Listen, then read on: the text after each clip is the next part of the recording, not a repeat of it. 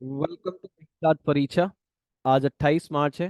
तो आज के जितने भी इम्पोर्टेंट क्वेश्चन होंगे करंट अफेयर्स के, वो सारे इस वीडियो में डिटेल में शेयर करेंगे। तो चलिए स्टार्ट करते हैं।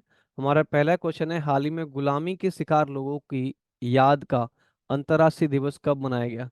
तो ये अभी रिसेंटली 25 मार्च को मनाया गया। इसका बी आंसर सही होगा। तो हर साल 25 मार्च को international day of remembrance of the victims of slavery and the transatlantic slave trade, अर्थात गुलामी का शिकार लोगों और खरीदे बेचे गए गुलामों का अंतर्राष्ट्रीय दिवस मनाया जाता है। ये कब मनाया जाता है? 25 मार्च को मनाया गया। और ये संयुक्त राष्ट्र के अंतर्राष्ट्रीय पर्यवेक्षण ने इस दिवस को 2007 में मान्यता दी। 25 मार्च को हर साल ये दिवस मनाया जाएगा। और संयुक्त राष्ट्र के महासचिव कौन है अभी? Antonio Guterres. महासचिव संयुक्त राष्ट्र के एंटोनियो गुटेरेस है।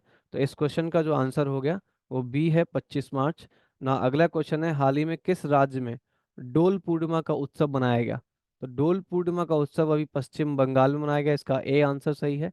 पश्चिम बंगाल ने पोइला वोइसाक को राज्य दिवस और नोबेल पुरस्कार विजेंद्र विजेता रविंद्रनाथ टैगोर द्वारा लिखित बांग्लार माटी बांग्लार जल को राज्य गीत घोषित किया है।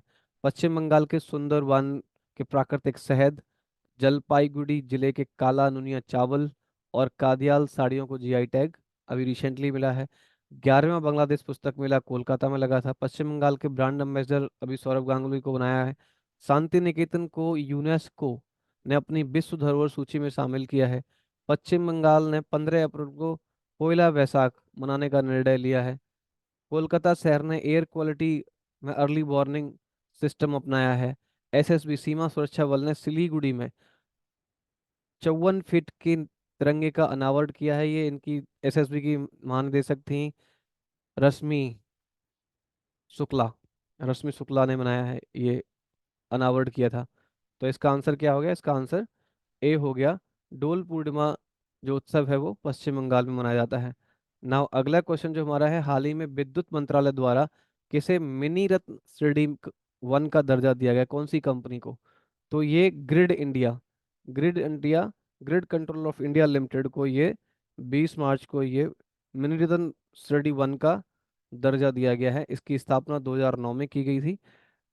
पूर्व में grid control of India limited को power system operation corporation limited, POSOCO के नाम से भी जाना जाता था। ग्रिड इंडिया विद्युत मंत्रालय के तहत भारत सरकार के पूर्ण स्वामित्व वाली कंपनी है, मतलब इसको भारत सरकार ओन करती है। 9 नवंबर 2022 को पोसोको का नाम ग्रिड इंडिया कर दिया गया था। तो अभी जो मिनी रत्न स्टडी का दर्जा मिला है कौन सी कंपनी को मिला है? ग्रिड इंडिया को मिला है। तो बी आंसर सही है। नाउ अगला क्वेश्चन हमारा है, हाल ही में कहाँ Gyaltsuen Jetsun Pema Wangchuck mother and child hospital का उद्घाटन किया है? तो ये अभी रिसेंटली भूटान में किया है प्रधानमंत्री नरेंद्र मोदी। और उन्हीं के समकक्ष मीन्स लाइक प्रधानमंत्री भूटान के सेरिंग टोबगे ने संयुक्त रूप से भूटान की राजधानी थिम्पू, कहाँ पे? थिम्पू में आधुनिक अस्पताल का उद्घाटन किया। ये 150 बेड्स का अस्पताल है। अभी इसका नाम क्या है? गयाल सुएन जेतसुन पेमा बांगचुक मातृ एवं शिशु अस्पताल, भूटान के बीच में अभी इसको बनाया गया है। अभी प्रधानमंत्री अपनी 2 दिन की यात्रा में गए थे, तो उन्होंने एक और अनाउंसमेंट करी है कि वो 10,000 करोड़ रुपए का समर्थन प्रदान करेंगे भूटान को आने वाले कुछ समय में। भूटान की राजधानी थिम्पू है। भूटान के राजा जो हैं जिग्मे खेसर नामग्येल वांगचुक हैं और प्रधानमंत्री शेरिंग टोब्गे हैं। भूटान की मुद्राएं क्या? भूटानी नगट्रम नगुट्रम और भारतीय रुपया वहाँ पे चलता है। भूटान की आधारिक भाषा जो आधारिक भाषा है वो है जोंग खा। तो ये वहाँ के इम्पोर्टेंट कुछ करेंसी, भाषा और राजधानी थिम्पू है। इसका आंसर हो गया सी, भूटान। नाउ अगला क्वेश्चन जो हमारा है, हाल ही में भारत और यूरोपीय मुक्त व्यापार संघ के बीच ऐतिहासिक व्यापार समझौते के हिस्से के रूप में किस देश ने भारत में 100 बिलियन डॉलर का आधा निवेश करने की घोषणा की है? मतलब वो एशियाई यूरोपीय मुक्त व्यापार, यूरोप का नहीं होना चाहिए कंट्री। तो ये अभी ए आंसर सही है, नॉर्वे ने ये डिसाइड किया है। और हमारे जो उद्योग मंत्री पीयूष गोयल ने, उन्होंने अभी इसको डिक्लेयर किया है कि यूरोपीय देश के 100 अरब डॉलर का निवेश करेंगे। तो इन देशों में चार देश हैं, स्विट्जरलैंड, नॉर्वे, आइसलैंड और लिंसेटाइन शामिल हैं। उनमें अगर आंसर में इनमें से कोई सा भी होता तो आप आंसर कर सकते हैं। अभी इस क्वेश्चन का आंसर नॉर्वे होगा। नॉर्वे ने ये समझौता किया है। ना अगला क्वेश्चन जो हमारा है, हाल ही में कहाँ 2 दिवसीय रंग बरसाव प्रतियोगिता शुरू हुई है? तो ये बिहार का बेगूसराय। बेगूसराय में अभी ये प्रतियोगिता हुई है, 2 दिवसीय रंग बरसाव प्रतियोगिता शुरू की गई थी। नाउ अगला क्वेश्चन है हमारा, हाल ही में S&P ग्लोबल ने FY25 में भारत की जीडीपी वृद्धि दर कितने प्रतिशत रहने का अनुमान लगाया है? तो इसका आंसर सी है, 6.8। S&P ग्लोबल ने 26 मार्च 2024 को FY25 के लिए भारत सकल घरेलू उत्पाद जीडीपी की जो वृद्धि अनुमान लगाया है वो 6.8% लगाया है। राष्ट्रीय सांख्यिकी कार्यालय NSO के अनुसार 2023-24 में भारतीय अर्थव्यवस्था की जो वृद्धि होगी वो 7.6% रहेगी। और भारतीय रिजर्व बैंक के अनुसार 2023-24 में भारतीय अर्थव्यवस्था की वृद्धि 8% तक होने की उम्मीद है। तो ये दोनों इंपॉर्टेंट, राष्ट्रीय सांख्यिकी कार्यालय के अनुसार कितना है, 7.6%, और भारतीय रिजर्व बैंक के अनुसार 8%, और जो S&P ग्लोबल के अनुसार FY25 में 6.8% की वृद्धि देखने को मिलेगी। S&P ग्लोबल, जिसे पहले स्टैंडर्ड एंड पुअर के नाम से भी जाना जाता था, दुनिया की सबसे बड़ी क्रेडिट रेटिंग एजेंसी है, जो पूरे दुनिया में वर्ल्ड के देशों की जो ग्रोथ रेट होती है, जीडीपी को रेट करती है और कितने परसेंट बढ़ेगी वो दिखाती है। स्टैंडर्ड एंड पुअर्स 1941 में इसका नाम जो है चेंज किया, S&P। 2016 के बाद ये चेंज हुआ है नाम इसका, और इनका पुराना नए नाम से नाम दिया गया S&P। पहले इसे क्या नाम से जानते थे, स्टैंडर्ड एंड पुअर के नाम से जाना जाता था। और इनका मुख्यालय कहाँ पे है, न्यूयॉर्क USA में इसका मुख्यालय है। तो आप ये इम्पोर्टेंट है, याद कर सकते हैं ना। अगला क्वेश्चन है, हाल ही में RBI ने किस बैंक पर मौद्रिक जुर्माना लगाया है? तो अभी रिसेंटली RBI ने DCB बैंक पर जुर्माना लगाया है। DCB बैंक लिमिटेड पे जो इनके नॉन कंप्लाइंस होते हैं उनको फॉलो नहीं किए, तो वो उसके लिए जुर्माना लगाया है। इसके ऊपर 63,60,000 रुपये जुर्माना लगाया है डीसी बैंक पे। और तमिलनाडु मर्केंटाइल बैंक लिमिटेड, इस पे 1,31,80,000 का जुर्माना लगाया है। अभी बंधन बैंक पे भी 29 लाख का जुर्माना लगभग लगाया था। पेटीएम बैंक पे भी जुर्माना लगाया था रूल्स फॉलो ना करने के लिए, और पेटीएम बैंक की सर्विस तो बंद ही कर दी गई है अभी। ना अगला क्वेश्चन जो हमारा है, हाल ही में पेप्सिको किस देश में अपने परिचालन का विस्तार करने के लिए 400 मिलियन डॉलर का निवेश कर रही है? तो ये अभी वियतनाम में कर रही है, 400 मिलियन डॉलर का इन्वेस्टमेंट कर रही है। पेप्सिको वहाँ पे 1994 से चल रही है और लगभग 5 कारखाने वहाँ चलाती है। तो ये आंसर हो जाएगा ए सही, वियतनाम में ये 400 मिलियन डॉलर इन्वेस्ट कर रही है। हाल ही में भारतीय सेना ने किस देश की सीमा पर IDD-IS सिस्टम तैनात किए हैं? तो चीन के साथ उत्तरी सीमा पर रक्षा क्षमता को बढ़ाने के लिए भारतीय सेना ने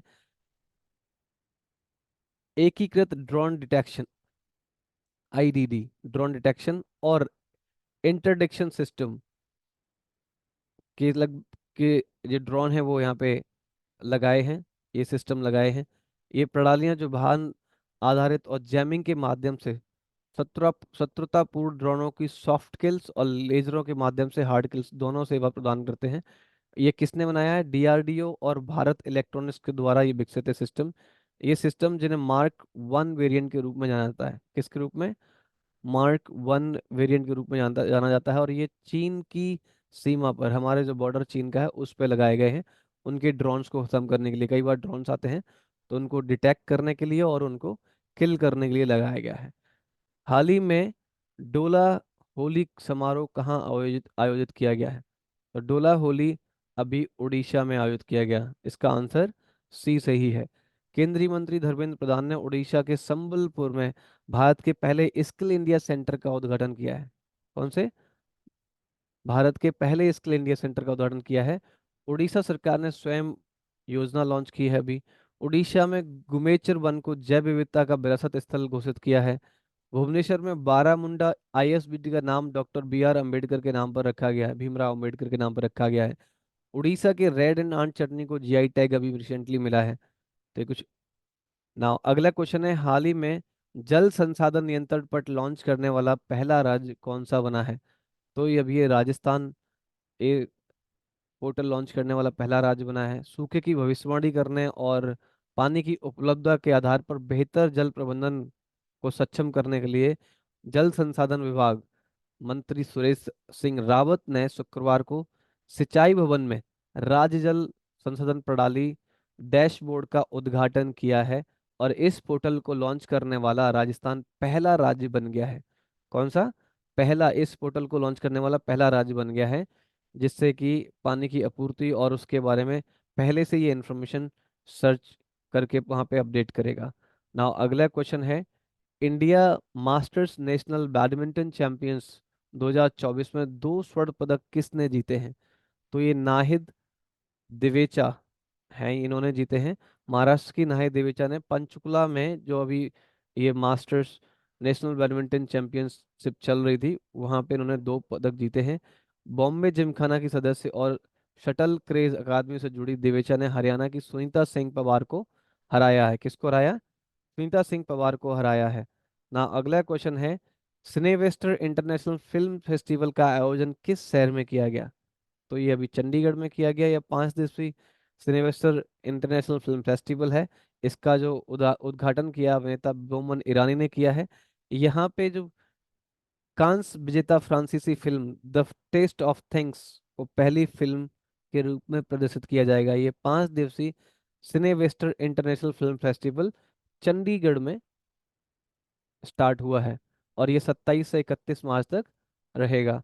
ना आपके लिए क्वेश्चन है, हाल ही में पूरे भारत में शहीद दिवस मार्च महीने में किस तारीख को मनाया जाता है? तो इसका आंसर आप कमेंट करिए। और पिछली वीडियो का जो क्वेश्चन था जो आपको बताना था, ये था हाल ही में मुस्तफ़ा मोहम्मद मुस्तफ़ा किस मुस्लिम देश के नए प्रधानमंत्री बने हैं? तो अभी ये रिसेंटली फिलिस्तीन के प्रधानमंत्री बने हैं। तो thank you very much for watching this video. ऐसे ही अगर वीडियो अच्छी लगती है तो शेयर करें और सब्सक्राइब जरूर करें इस चैनल को। पूरी कोशिश है हमारी कि आपके लिए सारे महत्वपूर्ण क्वेश्चन हम वीडियो में कवर कवर करेंगे। Thanks lot. Have a nice day.